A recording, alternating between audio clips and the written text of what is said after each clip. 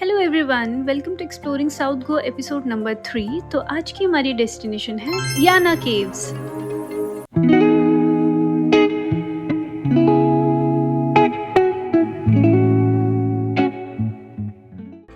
तो हम लोग निकल गए याना केव्स के लिए अपनी स्कूटी से। गाइज, अगर आप गोवा से आ रहे हैं तो इट इज़ अबाउट 150 किलोमीटर्स, और अगर आप गोकर्णा से जा रहे हैं तो ये लगभग 50 किलोमीटर के डिस्टेंस पे है। तो अभी हम जा ही रहे थे तो हमने सोचा क्यों ना पहले हम ब्रेकफास्ट कर ले। तो रास्ते में हमें फिर यहाँ पे एक उडीपी रेस्टोरेंट मिला जो कि प्योर वेज रहता है। वाओ! और अगर आप गोवा आए हैं और आप प्योर वेजिटेरियन हैं तो आप किसी भी उडीपी रेस्टोरेंट को प्रेफर कर सकते हैं, क्योंकि हमने बहुत बार एक्सपीरियंस किया है कि उडीपी रेस्टोरेंट का खाना मोस्टली अच्छा ही होता है। देन फाइनली हम याना केव्स की तरफ निकल गए। यहाँ का रास्ता इतना सुंदर है कि आपको हर तरफ ग्रीनरी नज़र आएगी। पर गाइज़, आप यहाँ जाने के लिए गूगल मैप ज़रूर डाउनलोड कर लेना, क्योंकि लास्ट के 20 किलोमीटर्स तक आपको कोई नेटवर्क नहीं आएगा।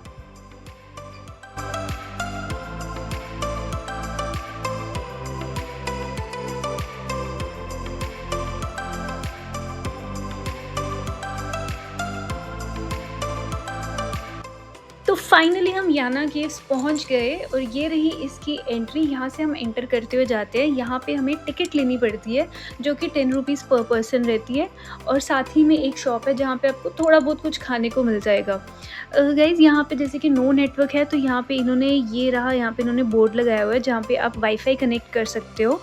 वाईफाई के कुछ चार्जेस लेते हैं, जैसे कि 20 मिनट्स वाईफाई यूज़ करने के लिए आपको 10 रुपीज़ देने पड़ते हैं, और अगर आपको 1 आवर यूज़ करना है तो 30 रुपीज़ चार्ज करेंगे। केव्स तक पहुंचने के लिए हमें थोड़ा बहुत ट्रैक करना पड़ेगा, जो कि 1-2 किलोमीटर हमें पैदल चलना पड़ेगा, और उसके बाद हमें कुछ स्टेयर्स लेनी पड़ेंगी।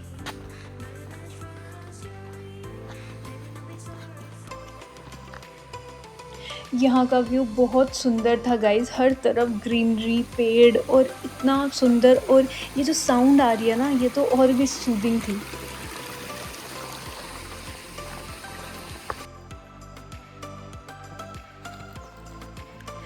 रास्ते में इन्होंने ना बहुत सारे बेंच भी रखे थे कि अगर आप थक जाओ तो रेस्ट भी कर लो। तो हम थोड़ी देर हमने यहाँ पे रेस्ट करी, और अब आप आवाज़ सुनना गाइस।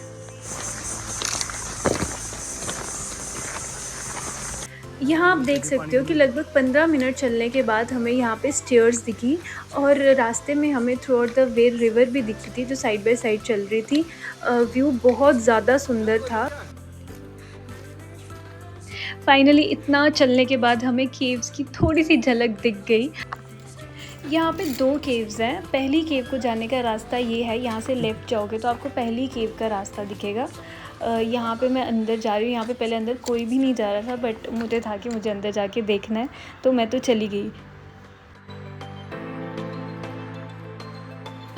Amazing!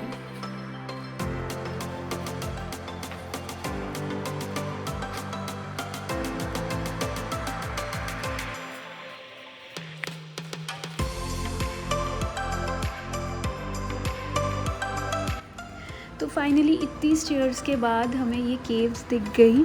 यहाँ केव्स में जाने के लिए हमें सबसे पहले मंदिर से होके जाना पड़ना था।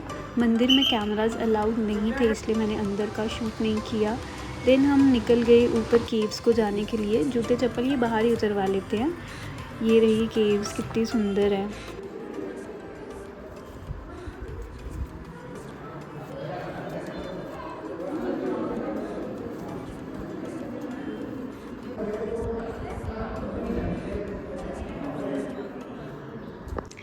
फिर हमने यहाँ बहुत सारी पिक्चर्स एंड वीडियोस बनाई।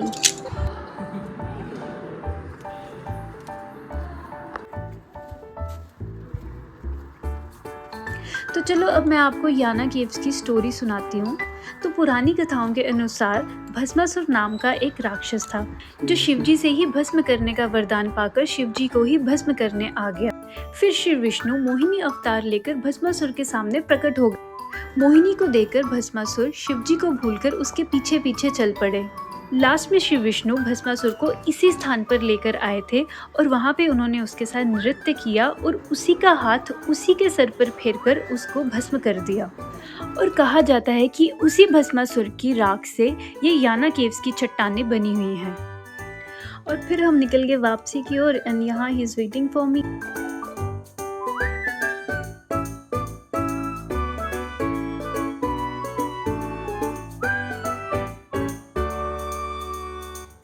और व्यू देखो गाइस, कितना प्यारा व्यू है। ये कोकोनट ट्रीज कितने प्यारे लग रहे हैं, सब एकदम सिमेट्री में है।